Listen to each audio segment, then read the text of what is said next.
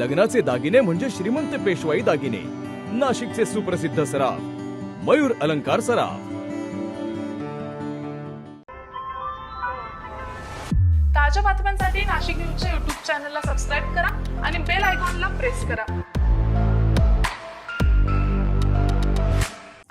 नाशिकमध्ये एक धक्कादायक दुहेरी हत्याकांड समोर आलेला आहे आणि या घटनेनं संपूर्ण शहर हादरलंय।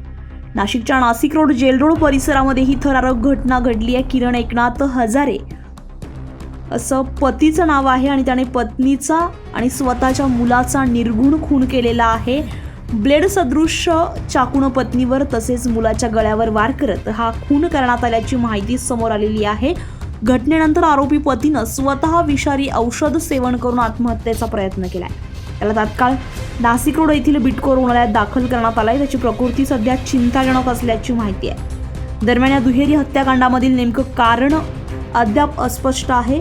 नाशिक रोड पोलिसांकडून पुढील तपास सुरू आहे। तर या धक्कादायक घटनेमुळे नाशिकमध्ये पुन्हा एकदा कायदा आणि सुव्यवस्थेचा प्रश्न उपस्थित होतोय।